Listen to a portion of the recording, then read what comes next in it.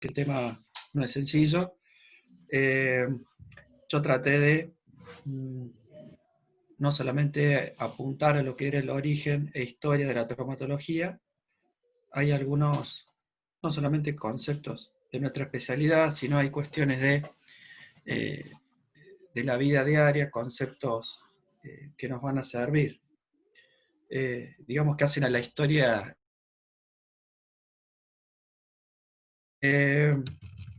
Yo les agradezco que me hayan dado, al principio los odiaba que me habían dado este tema, porque es un tema que no, uno tenía que sentarse a hacerlo, y hoy les agradezco que me haya tocado este tema. La verdad que es, entre comillas, apasionante y da para mucho. Vamos a hablar del origen e historia de la traumatología y la ortopedia. Yo primero quiero recalcar el concepto de qué es cuando hablamos de historia. Fíjense que la historia es una disciplina que estudia, de acuerdo con determinados principios y métodos, los acontecimientos que pertenecen al tiempo pasado y que constituyen el desarrollo de la humanidad desde sus orígenes hasta el momento presente. O sea que de entrada a mí me trazaba una línea y me decía, de lo que vayas a hablar va a tener que ser desde el origen hasta el tiempo presente, no quieras saltearte los años porque no vas a poder. La historia sirve para estudiar el pasado, con el objetivo de poder dar una explicación a la situación actual. Eso es una definición que lo vemos siempre, y decimos que con la historia podemos entender por qué las cosas son como son en el presente y saber hacia dónde se dirige la humanidad. Los objetivos que yo planteé para esta charla, clase, charla entre amigos, como sea, de nuestra especialidad, conocer cronológicamente los aportes que han sido trascendentes para la traumatología, conocer a sus principales autores o protagonistas, entender que esto es historia, por ende hay elementos que seguramente a lo largo de la charla van a sobrar y otros que van a faltar, que esta historia quede abierta, que sea revisada, modificada, completada y ampliada con el correr del tiempo y los años. O sea, el año que viene esto debe ser modificado y corregido, y vamos a repasar muchos conceptos, pero van a estar remarcados solamente 10 conceptos que me parecieron por ahí para que nuestros residentes tengan anotado en un pequeño papelito en su bolsillo. Cuando me asignaron la cuestión de la origen e historia de la traumatología, créanme que esta persona estaba 10 veces más ubicada que yo antes de comenzar a hacer la búsqueda. Y es porque es una búsqueda que sobre todo es de algo abstracto, que no estamos muy acostumbrados. Entonces era una suerte de perdido y de cara de loco. Entonces me pareció correcto que lo primero era abrir los libros a los que estamos acostumbrados. Entonces pensé que el Ramos Vertis me iba a ayudar, o que tal vez el Jasker o el Rockwood me podían hacer algunos aportes, el Campbell, el Manual de la O, y me di cuenta que ninguno de ellos me aportaba absolutamente nada. ¿Por qué? Porque dicen pequeñas cosas relacionadas a las subespecialidades, pero que no hacen a la historia y al origen de la traumatología. Así todo, mi hijo, Benicio, me dice: papá, ¿estás seguro que el manual de la O lo vas a descartar? Ustedes siempre hablan de la O. Bueno, le digo, tenés razón. Vamos a ponerle unos broches y vamos a dejarlo colgado al manual de la O en el lavadero, porque posiblemente más adelante nos sirva. Capellán me mandaba mensajes, me decía: Masu, se te acaba el tiempo, tenés que hacerla la charla. Jalil me mandaba un mail, el Topo y Brube me hostigaban, o sea, se acababa el tiempo, había que hacerla la charla. Y digo, bueno, vamos a lo más simple. Recurrir a Google, a PubMed, a Wikipedia. Apareció esto de el Eponymic Dictionary, que ya les voy a contar qué es, y 3 elementos que me fueron de suma utilidad: un libro de ortopedia y traumatología de José Manuel del Cel, un trabajo sobre historia de la ortopedia, reumatología y traumatología, y un trabajo de un enfermero español donde habla de todo el origen y la traumatología. Y a partir de ahí estaba en condiciones de comenzar a hacer la búsqueda y comenzar con esta charla. Fíjense que el nombre genérico de nuestra especialidad es traumatología, que define aquella parte de la medicina que se dedica al estudio de las lesiones del aparato locomotor. Esta definición es insuficiente y en esta modernidad ya no hablamos de papelera de reciclaje, así que simplemente apretamos ese botón y la eliminamos a esta definición, porque hoy debemos decir que nuestra especialidad estudia las lesiones traumáticas, congénitas y adquiridas en sus aspectos preventivos, terapéuticos, de rehabilitación y de investigación que afectan al aparato locomotor desde el niño hasta la senectud. Eso era mucho más correcto y estábamos encaminados. Ahora, la tradición del uso de la palabra traumatología hace que la palabra ortopedia excluya las lesiones traumáticas.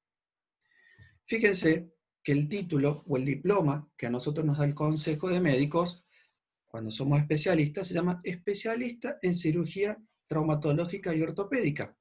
Sin embargo, por una cuestión de tradición, decimos que hacemos traumatología.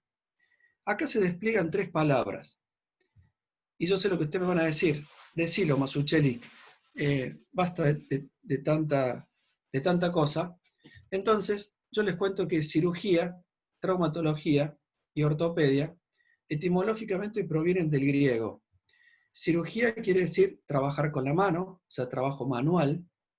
Traumatología habla del tratado, la ciencia o el estudio del trauma y de las heridas. Y la ortopedia quiere decir derecho, recto, niño y educación. Diría Brue, ¿what? Es muy difícil con esas palabras decir cómo defino a la ortopedia. Lo de arriba se entendió. Textualmente, ortopedia significa entrenar o educar corporalmente a los niños para que crezcan libres de deformidades. Obviamente esto es una definición inicial, definición que con el tiempo se ha ido modificando y nosotros prácticamente en nuestra especialidad hablamos de traumatología a la parte de trauma, a lo que es fracturas y demás, y a todo lo que es ortopedia, a lo que no está en relación a lo traumático, que ya lo vamos a ir aclarando. La palabra ortopedia aparece por primera vez en el prefacio del libro Ortopedia o el arte de prevenir y corregir las deformidades del cuerpo en los niños, en el año 1741. Esto lo publica un médico parasitólogo llamado Nicolás Andri, que él se puso Nicolás Andri de Boisgard, y es una publicación que hace a los 83 años. En este libro utiliza la imagen de un árbol sostenido por un tutor que se va a convertir en el símbolo de nuestra especialidad. Fíjense cómo esto queda ya grabado y nosotros, una de las primeras cosas que, aparte de lo antedicho, saber que el árbol se llama árbol de Andri. Es un símbolo de nuestra especialidad. Bueno, el dibujo está hecho por Antoine Humblot, que es la persona que dibujó en este libro, donde él hizo todas estas descripciones. Y casualmente, nuestra casa madre, que es la Asociación Argentina de Ortopedia y Traumatología, tiene un logo muy similar y todas las asociaciones y sociedades de traumatología y ortopedia utilizan el árbol y el tutor. Nicolás Andri nació en 1658 en Lyon, era de una familia muy humilde, y fíjense cómo lo del título de Boisgard se lo agrega a él como para dar un poco más de chapa y de estatus a lo que él hacía o lo que él era. Estudió medicina en la Universidad de Reims, termina a los 39 años. Vamos a ir viendo a lo largo de la charla cómo hay edades. Primero la gente vivía menos que lo que se vive hoy, es una obviedad, y tampoco eran médicos de tan jóvenes. Lo que se era de muy joven era estas especies de sabios y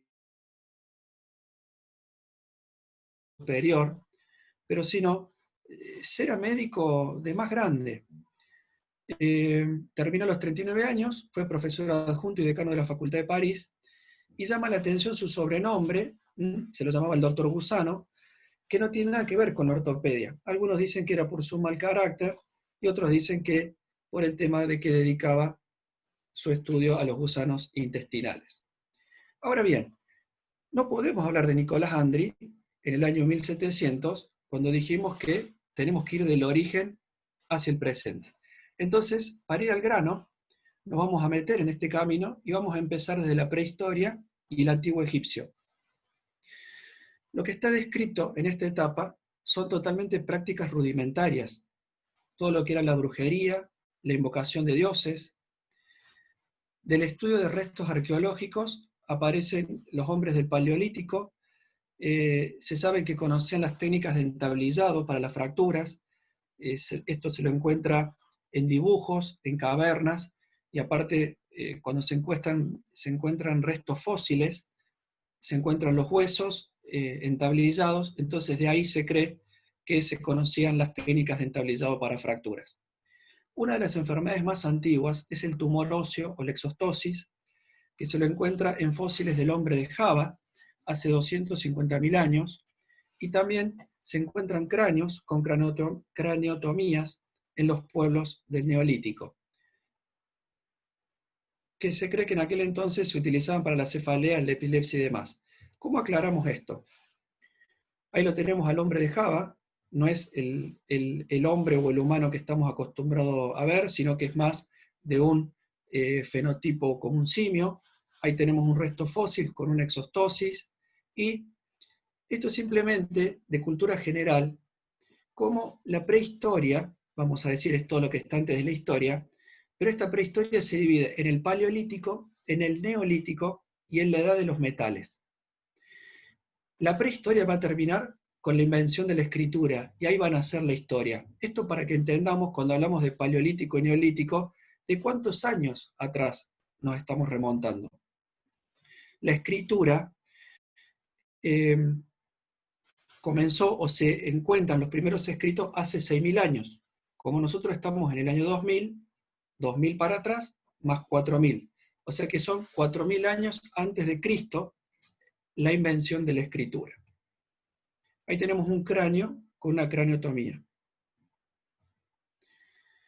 Continuamos con el tema de la prehistoria y el antiguo egipcio.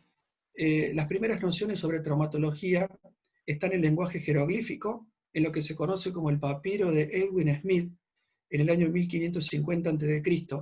Este papiro es un papiro muy conocido.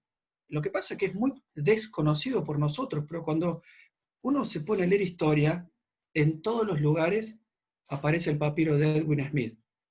Describe más de 40 lesiones traumáticas y viene del libro secreto de los médicos escrito por Imhotep, que nosotros por ahí en alguna película de momias y demás están mencionados. Fíjense que Imhotep fue un sumo sacerdote de un faraón, Necherjet-Diezer, durante la dinastía tercera dinastía. El significado de la palabra Imhotep es el que viene en paz, y fue el primer científico. No solo era médico, también era arquitecto y astrónomo. Esto indica que tenía los conocimientos operativos de aritmética y geometría. O sea, eran idóneos, dotados, seguramente esto que yo les digo de personas con un coeficiente intelectual totalmente diferente al resto. Pasando a la edad antigua, o sea, ya dejamos la prehistoria y nos metemos en la edad antigua. Acuérdense que dejar la prehistoria quiere decir que vamos a pasarnos de este lado de la escritura. O sea que vamos a entrar en donde está la edad antigua, la edad media, la edad moderna y la edad contemporánea, divididas por elementos como la caída del Imperio Romano, el descubrimiento de América y la Revolución Francesa. En la edad antigua, Hipócrates, 460 años antes de Cristo, es considerado el padre de la medicina moderna. Tiene algunos escritos por todos conocidos como el juramento hipocrático, el Corpus Hippocraticum. Fue un médico de la antigua Grecia que ejerció durante el llamado siglo de Pericles y está clasificado como una de las figuras más destacadas de la historia de la medicina. En sus escritos se encuentran descripciones sobre técnicas de tracción continua e inmovilización para fracturas e incluso tiempos de consolidación. Tiene un tratado sobre fracturas, un tratado sobre las articulaciones y un tratado sobre instrumentos de reducción. Este pequeño asterisco que yo me puse acá abajo, es porque el primer concepto que me gustaría que nos llevemos, no sé si alguno de los residentes, que puede ser Sabina o Guillermo, se anima ya que mencionamos la palabra fractura, si se anima a definirme qué es una fractura para que tengamos el primer concepto para llevarnos a casa. Bueno, una fractura es una solución de continuidad que va de cortical a cortical. Podría ser. O no, hay también incompletas, pero bueno. Yo diría que es una solución de continuidad en el hueso, entonces. Correcto. Fíjense que yo puse la fractura, puede definirse como la interrupción de la continuidad ósea o cartilaginosa. Utilicé la palabra interrupción porque haciendo una búsqueda, si bien nosotros estamos acostumbrados a usar la palabra solución, cuando uno repasa las definiciones, en muchas de ellas está reemplazada la palabra solución por interrupción. Y suena un poco más entendible hablar de definirse como la interrupción de la continuidad óseo-cartilaginosa. El juramento hipocrático es algo sumamente importante, tiene muchos detalles para que, bueno, van a quedar en el video, lo pueden ver, es una cosa sensacional leerlo. Y lo que sí les leo es lo que está a la izquierda, tiene una versión actualizada que se llama, conocida como Declaración de Ginebra, y esto fue adoptado por la Asociación Médica Mundial en 1948, después fue revisado y enmendado, y tiene muchas enmiendas, la última fue en el año 2017. Continuamos con la Edad Antigua y la época romana, y vamos a hablar de este personaje o autor, Aulo Cornelio Celso. En latín, Aulus Cornelius Celsus, nacido en el 25 a.C., época de muerte el 50 después de Cristo, fue un enciclopedista romano, escritor, agrónomo, geopónico y tal vez médico, aunque no hay evidencias concluyentes al respecto de que haya sido médico. Así todo, Celso describe los 4 signos de la inflamación. Fíjense, este dibujo ya más moderno, describiendo la tétrada que todos conocemos, de calor, rubor, tumefacción y dolor. Ahora, si hay una cosa que nosotros agregamos en la tétrada de Celso, es lo que se llama la función lesa de Virchow, o la pérdida de la función, lo que la transforma en la pentada de Virchow. Ahora, si hablamos de Celso y de Virchow, que parece que eran vecinos, o que fueron compañeros de colegio, nada que ver, sino que Virchow vino casi 2000 años después, se llamó Rudolf Ludwig Karl Virchow, y fue un médico patólogo, antropólogo, político y biólogo alemán. Él lo que describe es el daño endotelial que genera el éstasis venoso, eso genera un estado de hipercoagulabilidad y la probabilidad de que se formen trombos en las piernas. Esa es la famosa tríada de Virchow.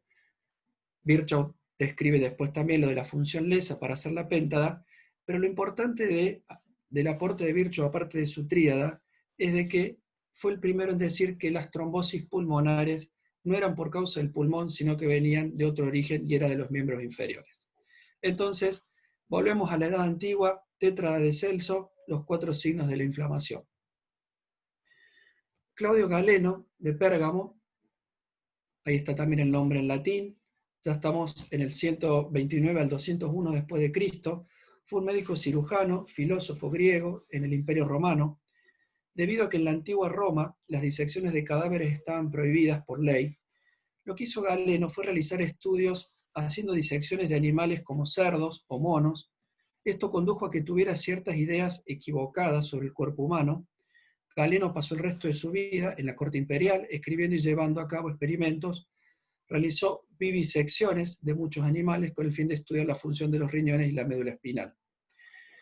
Lo que introdujo Galeno fue los conceptos de lordosis, sifosis, genus valgo y genus varo, y la relajación de los músculos con el sistema nervioso, el tratamiento de las heridas y las fracturas en gladiadores.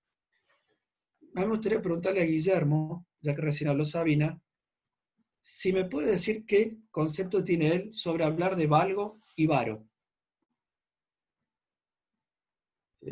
A ver. Valgo Esto cuando va a ser así, yo los voy a ir sorprendiendo con 10 conceptos. Este va a ser el segundo. valgo cuando el segmento distal se aleja de la línea media y varo cuando se acerca a la línea media. De 10. Xavi, te pregunto el tema de lordosis y sifosis. ¿Nos podés aclarar? Son las curvaturas fisiológicas, digamos, que tiene la columna vertebral. En el caso de la lordosis, hay una concavidad hacia posterior y una convexidad hacia anterior, y la sifosis al contrario. ¿Qué segmentos son los lordóticos y qué segmentos son los sifóticos? Los lordóticos son el cervical y el lumbar, y el lordótico ¿cómo se dice? El dorsal y el sacro. Bárbaro. Continuamos. Perdón, Edad Media. Edad Media, nos metemos en lo que es la medicina persa. La medicina persa podemos hablar solamente una clase de medicina persa, así que yo solamente quería traerles la cara de esta persona, que sí de muy joven, desde los 17 años, en latín es conocido como Avicena, es considerado el príncipe de los médicos. El nombre de él es Abu Ali al-Husayn, posiblemente, no sé si Pablito lo puede llegar a pronunciar mejor que yo, pero fíjense, nace en el año 980 después de Cristo, fue médico, filósofo, científico y polímata. De los 17 años ya era una persona que era consultada por todas estas cuestiones. Musulmán de nacionalidad persa por nacimiento, y escribió cerca de 300 libros sobre diferentes temas predominantemente de filosofía y medicina.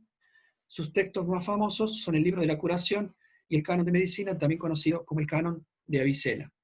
Esta gráfica, donde nosotros lo vemos a Galeno, a Avicena y a Hipócrates, pero Avicena está en el medio con una corona de laureles, es porque Avicena se dedicó a corregir todos los errores que había escrito Galeno e Hipócrates.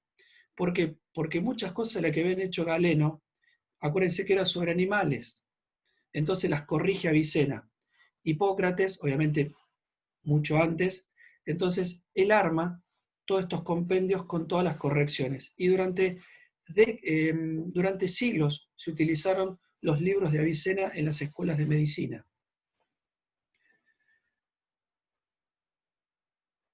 Seguimos en la Edad Media. Aparece una persona que es el precursor de la cirugía moderna y de la formación humanística del médico, llamado Gay Chauliac. Nacido en el año 1298, también está la fecha de fallecimiento. Es una de las personas que comienza con el trabajo de tracción con poleas para fracturas de fémur. Tiene otras cuestiones relacionadas a la cirugía. Prácticamente el trabajo de las tracciones con poleas es el aporte que hace Gay Chauliac hacia la traumatología, y Guido Lanfranco y Ruggeri Frigardi empiezan a querer encontrar la forma de cómo hacer para endurecer los vendajes. Se le ponía clara de huevo, se le ponía sangre de caballo, aparece el yeso, esto de ponerle agua al sulfato de calcio, sin tenerlo bien claro, sin tener bien claro cómo hacerlo, pero desde acá ya se empieza a hablar del yeso y del endurecimiento de los vendajes. Con respecto a la Edad Moderna empieza, estamos en el siglo XVI, pero que yo también me voy perdiendo, desde el descubrimiento de América. La persona más renombrada en esta etapa es Ambrosio Paré. Ambrosio Paré describe la fractura abierta y la limpieza de las heridas para evitar las amputaciones, el corsé de acero, el botín corrector. Y fíjense cómo esta persona, que fue un cirujano francés, que es considerado el padre de la cirugía, la anatomía, la teratología y la sanidad militar, la define en 5 puntos que son importantes para nuestra especialidad. Eliminar lo superfluo, restaurar lo que ha sido o lo que se ha dislocado, separar lo que se ha unido, reunir lo que se ha dividido y reparar los defectos de la naturaleza. Después, también Ambrosio Paré, con ayuda de sus colaboradores, se dedican al diseño de prótesis y el estudio de los muñones de amputación. Fue una persona de gran aporte, no solamente para la medicina, sino para la traumatología, Ambrosio Paré. A mí me gustaría pasar a los residentes de segundo año, que son José y Federico. No sé si está Federico conectado o José. Sí, Doc. Para preguntarles, cuando hablamos de corsé de acero, ¿qué patología se les viene a la mente? Pero, Seba, no son José y Federico, son de tercer año ellos. Bueno, de segundo. De segundo, ¿quién tenemos? ¿Quién está conectado de segundo? Agustín, Alejo. Sí. Perdonen, son tantos nombres. Yo, Seba, estoy conectado de segundo. Doctor Milanesio, cuando uno habla de corsé de acero, ¿qué se le viene a la cabeza? La escoliosis. Gracias, doctor. ¿Usted se animaría a definirme la escoliosis? No. Es una desviación en el plano frontal de la columna. Ok. No puedo preguntarle más a nadie si está de acuerdo, así que la tengo que poner en la definición. Bueno, la escoliosis es la desviación Te lateral y faltó el permanente. componente rotacional, doctor. Totalmente. Bueno, Que sea, pero si no que sea si no, permanente, Adrián. que sea permanente. Bueno, es la desviación lateral y permanente del raquis con un componente rotacional, debido a que si no está el componente rotacional, entra mucho el concepto de actitudes y no de la patología de escoliosis en sí, pero está espectacular. Ahora sí, si está Alejo o Agustín, o no está ninguno. Sí, Doc, estoy yo. Bueno, cuando usted lee esto de restaurar lo que se ha dislocado, ¿de qué piensa que estaba hablando Ambrosio Paré? Yo imagino que de luxaciones, cuando hablamos de ¿Cómo se define una luxación? una luxación es la pérdida de la congruencia articular. Bueno, yo lo voy a ir ayudando. La luxación o dislocación, porque nosotros usamos la palabra luxación en nuestra nomenclatura, es la pérdida permanente de contacto de las superficies articulares. Ahora sí le pregunto a José o a Federico, cuando dice separar lo que se ha unido, ¿qué se les viene a la cabeza? Hola, Doc. A mí se Hola. me viene una consolidación viciosa. Gracias, José. Entonces, ¿cómo Ambrosio Paré, ya desde acá, tenía algo de claro sobre el tema de lo que son los disturbios y los vicios? Algo que uno separa es porque ya se consolidó y seguramente tiene un vicio de consolidación. Acuérdense que los disturbios es el retardo y la pseudoartrosis, en cambio los vicios cuando está consolidado en una posición que no queremos. ¿Y qué querrá decir? Bueno, ya lo puse. Reunir lo que sea dividido habla del concepto de reducción, tanto para fracturas como para luxaciones, que no tenemos que decir hay que unirlo, hay que juntarlo, sino que decimos hay que reducirlo. Francis Gleason, el aporte que nos hace entre el siglo XVI y siglo XVII, es todo lo que es el raquitismo en la infancia. Acuérdense que Gleason tiene muchos estudios también hepáticos, es el que describe la cápsula que envuelve al hígado, pero su aporte es radical, porque nadie había estudiado el raquitismo y es él el que estudia toda la cuestión del metabolismo fosfocálcico y lo que implica la vitamina, bla, bla, bla. Entonces, bueno, no los quiero aburrir con eso, pero aporta el tema del raquitismo en la infancia. Se va a ir poniendo un poquito más lindo ahora. Empezamos con la edad moderna, / contemporánea. Percival Pott, fíjense las fechas de nacimiento y de deceso, estudia lesiones vertebrales, nos aporta también el mal de Pott, fracturas de tobillo, pero puntualmente lo que dice ahí, la fractura de Pott, el tumor inflamatorio o expansivo de Pott, el cáncer de Pott y la enfermedad de Pott. Nosotros hoy lo que nos importa es el aporte de las fracturas suprasindesmales, que también después se va a llamar fractura de Dupuytren en el tobillo, y los conceptos de la enfermedad de Pott, que es la tuberculosis en los cuerpos vertebrales. John Hunter habla de la reeducación muscular, las etapas de la consolidación y funda el Real Colegio de Cirujanos de Inglaterra. John Hunter dice una frase sumamente interesante y es que la naturaleza detesta el vacío. Entonces, ya hace casi 200 años, él ya quería explicar los conceptos de que algo se podía curar en forma espontánea y que se creía que los tejidos tienden a curar naturalmente. Lo que nosotros conocemos, déjalo que cierre por segunda, se va a llenar ese espacio, va a granular. Ya lo decía John Hunter. Con respecto a Claude Patot y Abraham Coles, acá hay una pequeña pelea, y es que Claude Patot, fue el primero en describir esta fractura de radio que todos conocemos, pero se cree que su descripción permaneció en el anonimato, y después fue Coles el que la describe y la publica, pero en honor a ambos hablamos de fractura de Patot-Coles.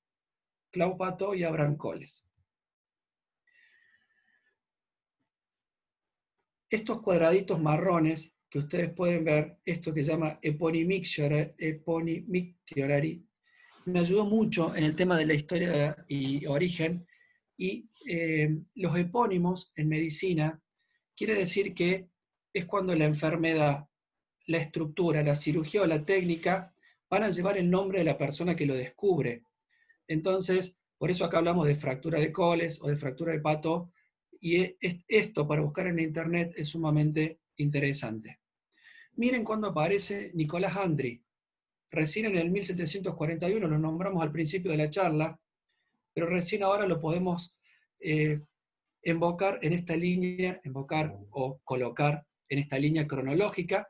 Acuérdense que definió a la ortopedia, nos dio nuestro símbolo de la especialidad, que es el árbol de Andri. Sin embargo, fue Jean-André Venel el que funda el Instituto Ortopédico para Niños con Deformidades en su aparato locomotor. Entonces se lo considera a este último al padre de la ortopedia. Astley Paston Cooper hace el primer estudio sistemático de las fracturas. La palabra sistemático, que nosotros lo repetimos, también tuve que buscar qué era un estudio sistemático. Hacer un estudio sistemático es hacer un estudio ordenado, minucioso, metódico. Entonces el primer estudio sistemático lo hace esta persona. En ese estudio sistemático, él menciona, por ejemplo, dos fracturas, que es la fractura de Galeazzi y la fractura de Thillot, pero que no llevan sus nombres, porque esto va a venir después.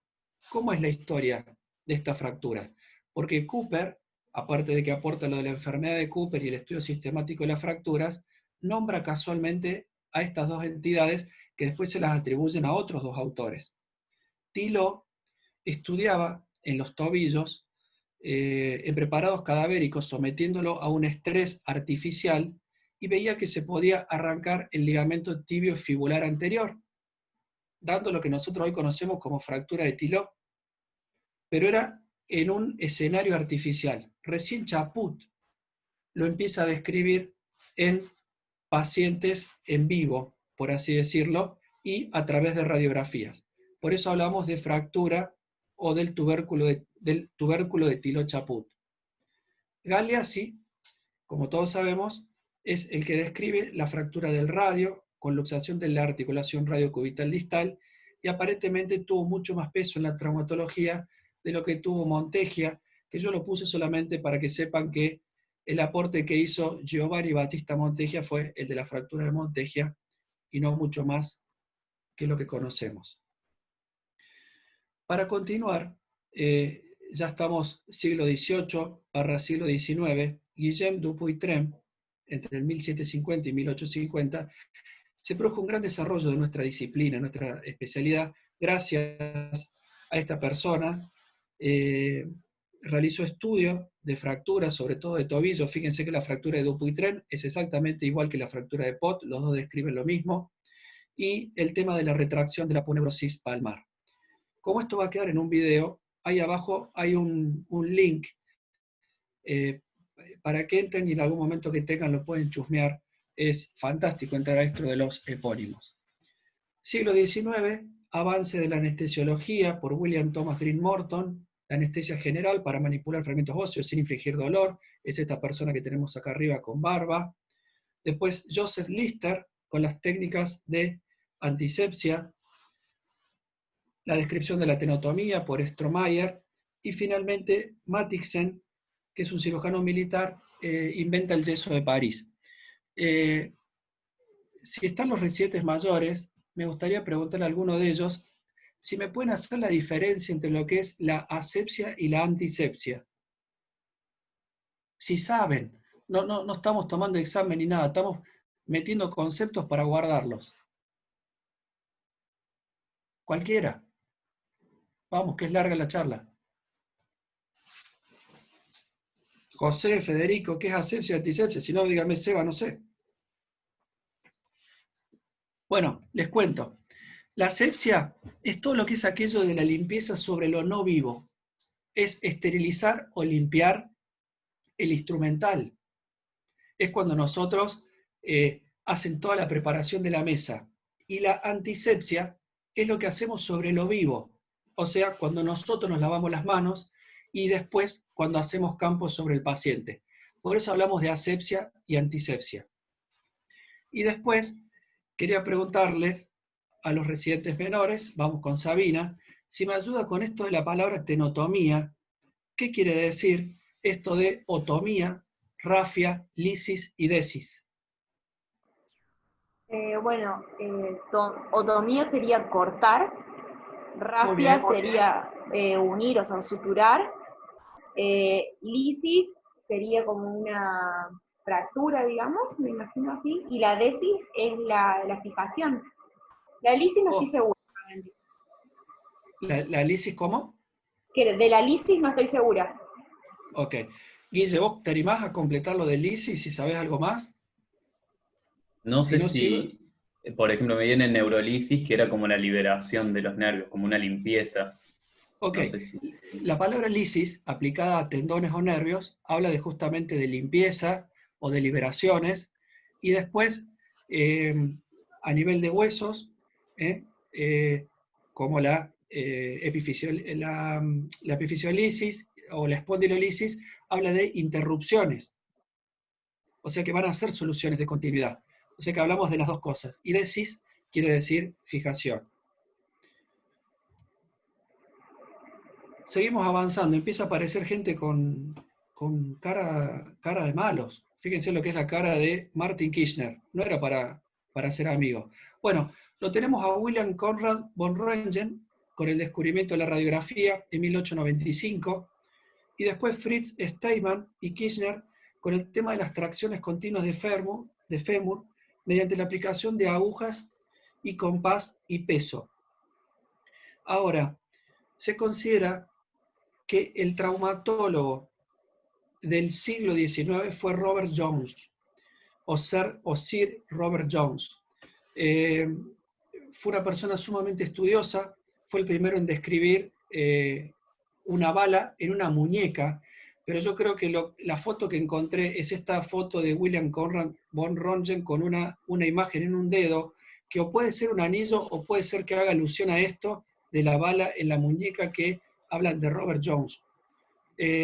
Jones también hizo otros aportes, como la fractura que todos conocemos, que es la fractura del bailarín. Él mismo tuvo esta fractura, describe una serie de 6 casos con fractura de Jones, lleva su nombre porque él la sufrió y él la describió, y aparte nos aporta esto de la férula abductora para cadera, que se llama férula de Jones.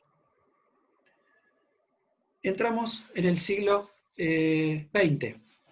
El siglo XX se va a poner todo mucho más lindo y se nos va a venir la traumatología encima, porque realmente lo que va a pasar en estos últimos 100 años no pasó en todo lo que hemos charlado hasta ahora. Tenemos a Alvin Lambot, que fue un ortopedista belga, y al escocés William Lane. Ambos son reconocidos, pero sobre todo Lambot como uno de los pioneros del trauma y como el padre de la osteosíntesis. Perdón si me están escribiendo por el chat porque no lo estoy viendo. Si alguno me lo quiere decir oral, me paran o me preguntan. Fíjense, esto que yo les pongo acá arriba es una placa de osteosíntesis de las que introdujo y describió Lambot. Y todo este instrumental que yo les pongo en el medio es todo instrumental descrito y diseñado por Lambot. que después fueron teniendo otros nombres, pero originariamente él es el que los diseña. Este es un libro de cirugía de las fracturas, y esta plaquita que les pongo acá abajo es las placas de osteosíntesis que utilizaba Lane.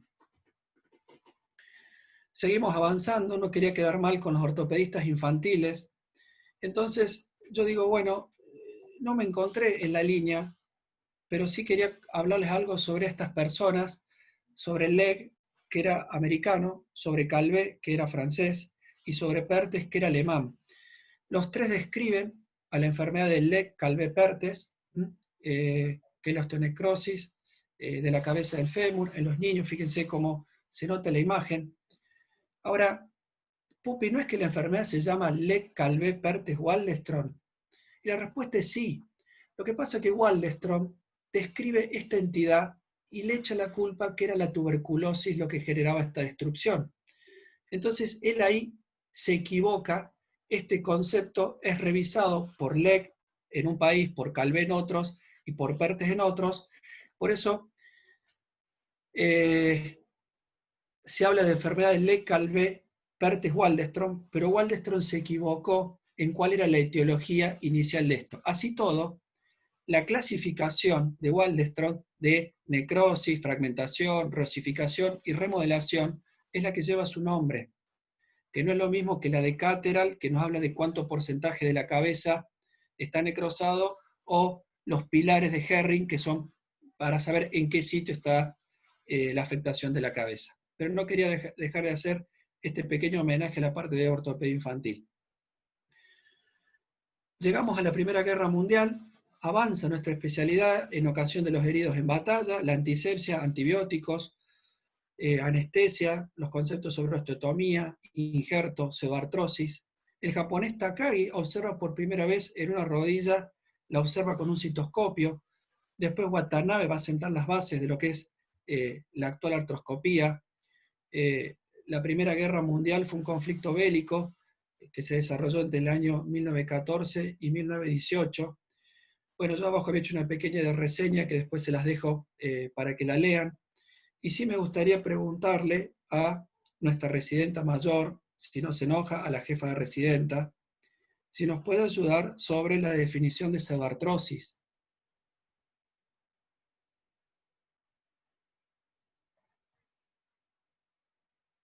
Doctora Brue, ¿está conectada?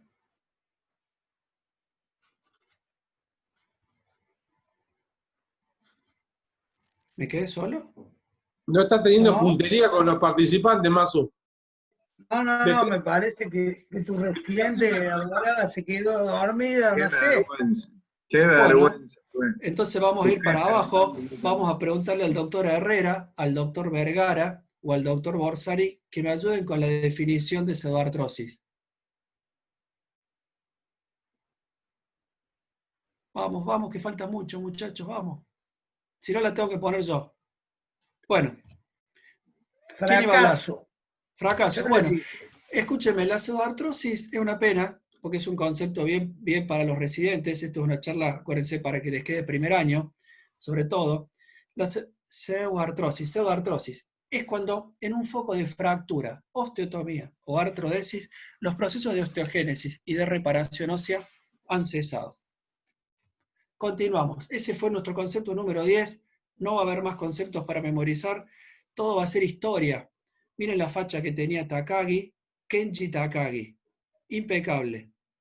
Después Watanabe va a terminar siendo el padre de la artroscopía moderna. Lorenz Beller crea una doctrina para evitar la gangrena y la amputación. Va a plantear 3 principios sobre la reducción de los fragmentos desplazados, la inmovilización de los fragmentos óseos en posición anatómica hasta su consolidación, el ejercicio activo de las articulaciones para evitar la atrofia muscular, los trastornos circulatorios, la descalcificación, la rigidez.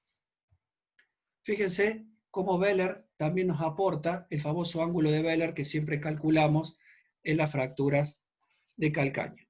Y después lo tenemos a Smith-Petersen. No podíamos no citar a la gente de cadera, porque el aporte es muy revolucionario lo que va a pasar en este momento. Smith Petersen, en el año 1938, diseña una copa metálica para el acetábulo. Es una copa de vitalio o vitalium. Hasta entonces se habían ido probando otras copas o plásticas, o de vidrio, o de otros compuestos, pero aparentemente el vitalium era uno de los más aceptados y fue descrito por Smith Petersen. Era solamente como un reemplazo del acetábulo, como si fuera un reemplazo o envolviendo la cabeza femoral, pero no es que sea un reemplazo de cadera, pero bueno, eran los primeros toques históricos sobre las artroplastias de cadera. Segunda Guerra Mundial. El resurfacing de hoy. El resurfacing de hoy, exactamente. Me gustó esa. Segunda Guerra Mundial, Dr. Küncher, alemán, 1940, crea para las fracturas diafisarias de tibia y fémur un clavo endomedular de acero inoxidable que se colocaba sin abrir el foco. Es un clavo trebolar. Ahí lo tenemos, a Gerard Küncher se lo considera el padre del enclavado endomedular. En el año 1940 es cuando él describe este clavo trebolado, ranurado, sin cerrojos, con una fijación que se llama interference fit, que tenía el problema que no controlaba la rotación ni el acortamiento. Así todo, él mismo, en el año 1953, le agrega los cerrojos para controlar la rotación y la longitud, y obviamente ampliar las indicaciones en su utilización. Después vino la guerra de Vietnam. Los traumatólogos americanos hicieron aportes con agujas y barras rectas rígidas, o sea, haciendo alusión a tutores externos, pero fue Gabriel y Lizaro en 1952 que, utilizando agujas tensadas en marco circular como rueda de bicicleta para tratar fracturas y elongación ósea, el que se lleva todos los aplausos de esta etapa de la traumatología. Acá arriba está la referencia a lo que fue la guerra de Vietnam. La verdad que cuando uno lee Primera Guerra, Segunda Guerra y Guerra de Vietnam, si bien es apasionante, pero uno no entiende que haya pasado, realmente es el siglo de las guerras, no hay ninguna duda. Y Lizarov se llamaba Gabriel Abramovich Lizarov, y fue un médico soviético. Y bueno, es el padre de la elongación ósea y el que introdujo estos tutores circulares. Ahora bien, con respecto a las prótesis de cadera, Austin Tallinn Moore y Frederick Roeg Thompson introducen los reemplazos parciales de cadera.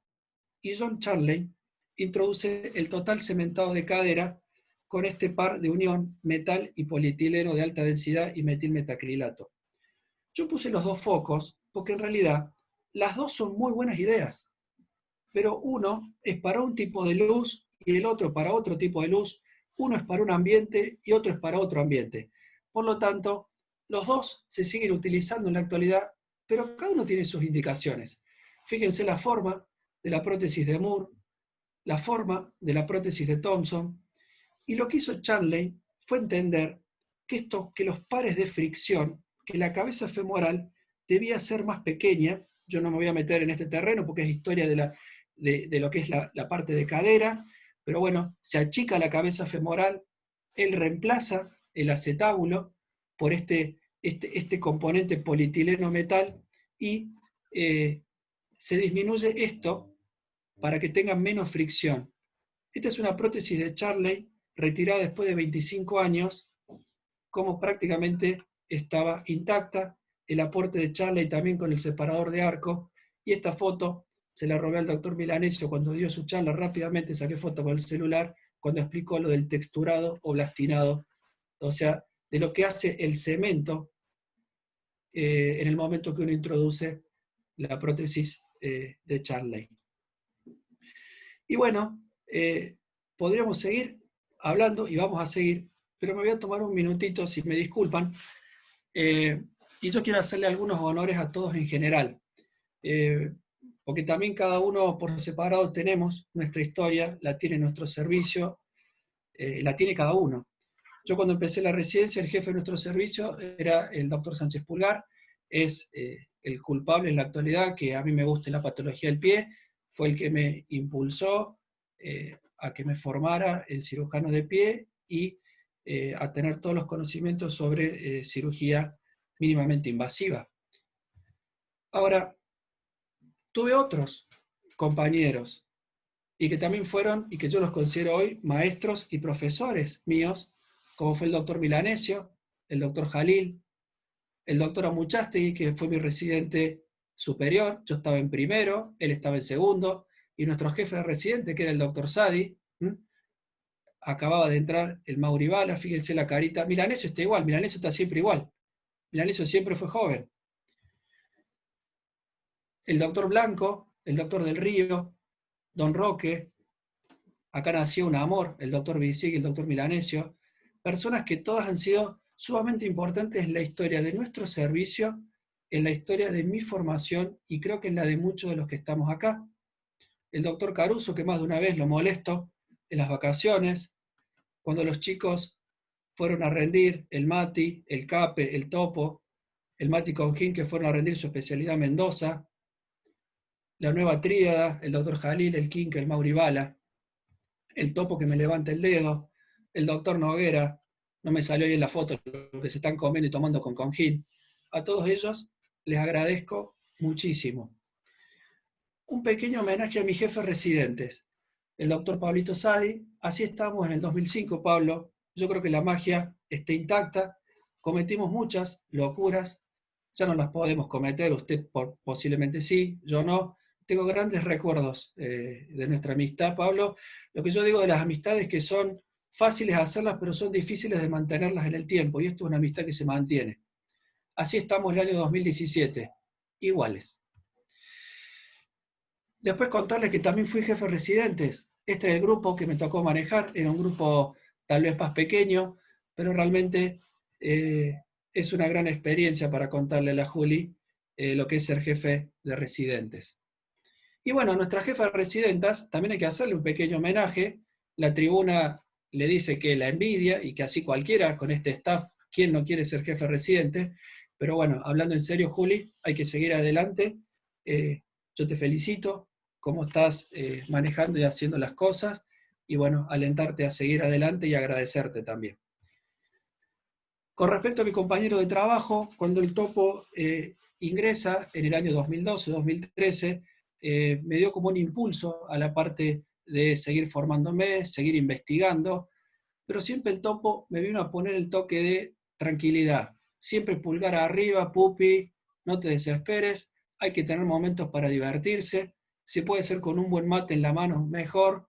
Y él, por supuesto, degusta vino con su señora y mi señora, yo no puedo por los sulfitos, pero siempre remarcar que es muy importante la familia. Gracias, Topo. Y finalmente, al doctor Jalil, para no ser tan chupamedias, yo le quiero agradecer por su confianza. Se le ha tocado manejar es un servicio que, gracias a Dios, hoy está unido, pero con el tema de la pandemia no es fácil ser jefe de un servicio, y quería agradecerle a Andrés por la confianza que ha depositado en mí en muchas cosas. Continuamos. En el año 1949, el cirujano belga Robert Danis publicó un libro que llevaba por título La teoría y la práctica de la osteosíntesis. Esto generó cierta movilización en la persona que yo les muestro acá abajo, vestida un poco de militar, que fue Maurice Müller. Maurice Müller viaja o hace un viaje para conocerlo a este cirujano. Fíjense que la observación de Danis, de que con una reducción anatómica y una fijación rígida, el hueso diafisario consolidaba así la formación de callo externo, esto fue lo que llama la atención de Müller, y lo que va a hacer que él, Müller, vaya a visitarlo a Robert Danis. Ahí es donde Benicio me trae de nuevo del lavadero el manual de la O y me dice: papá, ¿vos viste que la O te iba a ayudar? Yo le dije: sí, hijo, gracias, porque a partir de ahora prácticamente todo lo que vamos a charlar está en la página de la O, y me sirvió de ayuda para poderles traer a colación los últimos 50 años. Cuando Müller regresa de estar con Robert Danis, se junta con unos amigos que se llamaban nada más y nada menos que Robert Schneider, Hans Willy Negger y Martin Allgauer, y juntos deciden crear la llamada AO, que es una asociación o un grupo de trabajo destinado a investigar el proceso de la consolidación ósea con especial interés e influencia en las condiciones biomecánicas de las fracturas. Se forma la O, ahí están las fechas de sus fundaciones y demás. Esta parte la voy a pasar un poquito más rápida. Entonces la inspiración de Müller empieza en el año 1944, recibe un paciente que era un soldado, el soldado tenía puesto un clavo endomedular de alguien llamado Kuncher, él después más tarde viaja, él fue residente en Liestal, Müller, en Liestal, en Suiza, en el servicio con Van Ness. Van Ness fue el que le dice, tenés que ir a verlo, a Robert Daris, él va a verlo. Después, cuando vuelve, hace todo esto de juntar al grupo, fundar la O. La O se funda en el año 1958 en Viena. Ahí tenemos a los fundadores iniciales, Müller, Allgauer, Bandy, Schneider y Willy Neger. Los principios de la O se escriben en el año 1959, que era la documentación de los pacientes, el desarrollo de los implantes y el instrumental, la investigación de la fractura, la curación de las fracturas y el cultivo de tejidos y la enseñanza de las técnicas de osteosíntesis. Se inaugura el laboratorio en Davos y a partir de acá son todos aportes y prácticamente descubrimientos que van a ser importantes para nosotros. Müller hace el aporte de la placa con orificios redondeados, el concepto de la distracción, estos dispositivos para que se compriman, o sea, todavía no estaba la placa de compresión, sino que comprimían a través de dispositivos tipo distractores. Bueno, otros aportes, Müller nos brinda lo que fue la placa medio tubular, la placa tercio de tubo y la placa un cuarto de tubo. Ahí están cada cosa que fue pasando con el año. Bueno, ya empezamos a aparecer con fotos a colores, esto está bueno. Rudy y Allgauer con el tema de las fracturas de alta energía. Esperen que no me pasa. Ahora sí. Los conceptos sobre la compresión dinámica, ya con la aparición de las placas DCP, el primer manual sobre la fijación interna. No quería dejar de mencionar que en la década de los 70, John Neville Insall, fue un cirujano ortopédico inglés, pionero que contribuyó ampliamente al avance de la cirugía del reemplazo total de rodilla.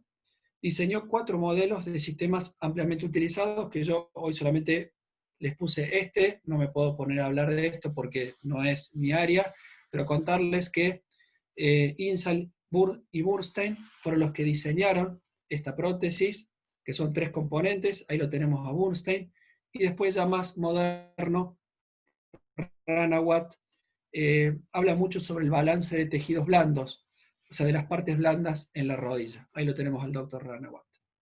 Continuamos, la creación de la AO internacional en el 72, los conceptos de Perren sobre la teoría de la curación y la tensión, esto del Strain Theory of Healing, es muy fácil de entender.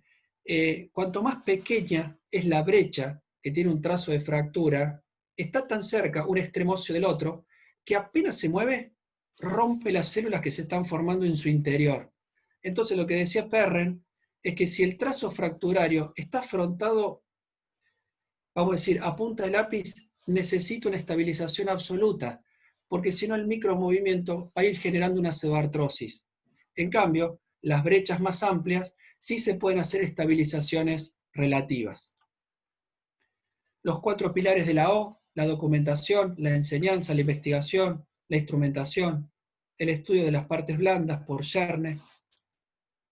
Voy a pasar un poquito más rápido. Bueno, Perren siguió con sus aportes sobre siempre estudiando el periósteo, el efecto que tenía si uno aplicaba una placa, después estudiando el hueso por dentro cuando uno colocaba un clavo endomedular. La aparición de las placas LC-DCP también por Perren, las placas PC fix, o sea, por punto de contacto, o sea, entender cómo uno podía hacer para dañar menos al periósteo a través de placas de bajo contacto. Las placas por colocación por mínima invasión, los sistemas PIPO, la llegada de AO a Latinoamérica en el año 98, las placas acerrojadas, acá está toda la evolución por años de cómo fue apareciendo la osteosíntesis, las placas anatómicas, año 2001, y bueno, en el último tirón, la aparición de los clavos endomedulares con multifijaciones que controlan rotaciones, acortamientos y demás. Y el tiempo se acaba, este homenaje que hace la O, que termina en el año 2007, y la clase también la vamos a ir terminando porque hace un poquito más de una hora que estamos, y es mucho. Yo sé que estamos en el año 2020, pero les voy a pedir que me permitan terminarlo acá. En el año 2008 es el fallecimiento de Maurice Müller a los 90 años, entonces la AO hace este homenaje a él, todo esto que yo les acabo de mostrar en los últimos, toda la evolución de lo que pasó prácticamente en honor a Müller. Y bueno, estos últimos 10 años que me quedan, como les dije al principio, los vamos a ir llenando. El año que viene haremos algún aporte más, hay cosas que sacaremos, hay cosas que agregaremos, pero diríamos que si tuviéramos que armar un árbol, la raíz de la traumatología y nuestro origen está dado en la prehistoria, en el antiguo egipcio, en la época romana, en la Edad Media, la medicina persa.